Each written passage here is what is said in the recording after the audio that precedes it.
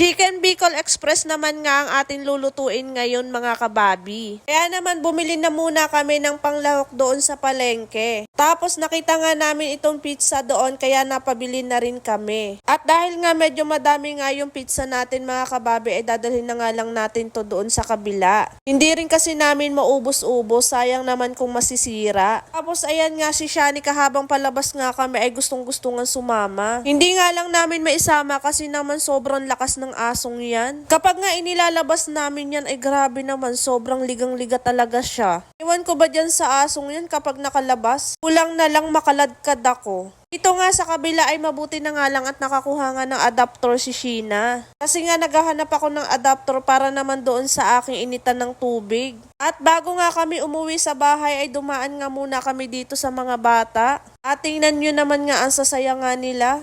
Nabutan ko nga kumakain dito si Budingding. Ang sarap nga ng kain niya. Mabuti na lang tong batang to kumakain ng isda. Lagi nga pala kaming pumupunta dito mga kababi, lalo na nung nandito yung kapatid ko. Gustong gusto niya kasing pumunta dito palagi kasi lagi siyang indeng ng indeng. Lagi niya nga hinahanap yung dalawang bata tapos kapag nandiyan naman na lagi naman din niyang inaaway. Daig pang lalaki nga yung kapatid kong yun dahil nga lagi niyang pinapaiyak tong mga kuya niya. Ewan ko ba dun sobrang lakas ng tama. At nang makauwi na nga kami mga kababi, ito nga nag-prepare na ako ng pagluluto. Piprito nga lang pala natin yung chicken. Ilang piraso nga lang pala yung niluto ko dyan mga kababi dahil dalawa lang naman kaming kakain. Piprito lang natin yan both side mga kababi. At kapag nga na golden brown na yan mga kababi ay pwede na nga natin yung isang tabi. At syempre next nga natin gagawin dyan ay magigisa na tayo ng bawang. Isusunod na nga natin dito itong luya. Hiniwa ko nga lang yan ng pahaba mga kababi. Tapos halu-haluin lang natin yan. Tapos next na natin ilagay itong sibuyas. At kapag nga lumabas na yung aroma ng ating sibuyas, bawang, luya, ilagay na nga natin itong bagoong. Masarap din talaga ang Bicol Express lalo na kung merong bagoong. Iyan din kasi yung nagdadagdag ng lasa dyan. Pagkatapos nga sinunod ko na nga itong unang gata.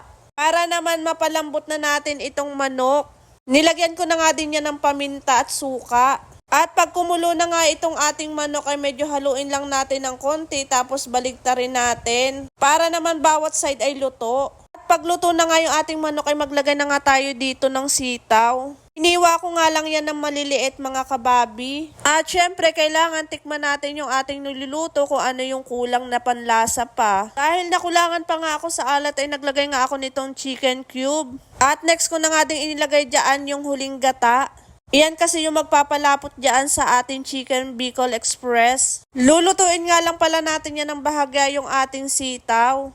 Pagkaluto na, syempre kakain na nga tayo. Pinag-prepare ko na nga pala dyan si Bobby Sheena nyo para makakain na kami. At akala nga ni Shanika siya nga yung tinatawag ko dahil nga lumapit din sa akin. At ayan nga mga kababi, luto ng ating Chicken Bicol Express. At dito nga mga kababi ay sinimulan na nga natin kumain. Medyo mainit-init pa nga yan mga kababi pero sarap na sarap ako dyan. Kaya naman kain po tayo mga kababi. Salamat po Lord sa blessing. At ayan nga mga kababi ay paspasan nga kami dyan ni Shinang kumain. Syempre habang kumakain ay trabaho pa rin ang iniisip. Kailangan din kasi natin kumayod ng kumayod mga kababi. Syempre para sa kinabukasan din natin. And syempre sa dami rin natin bayarin araw-araw. Kaya kung hanggat maaari magdagdag tayo ng another income. Pero ang masaya lang at ang mahalaga ay nabibili na namin kung ano yung mga gusto naming bilhin. Yung napoprovide na namin yung mga kailangan namin. Kaya naman kung talaga sasamahan mo siya ng sipag at tiyaga, talagang meron tayong aanihin.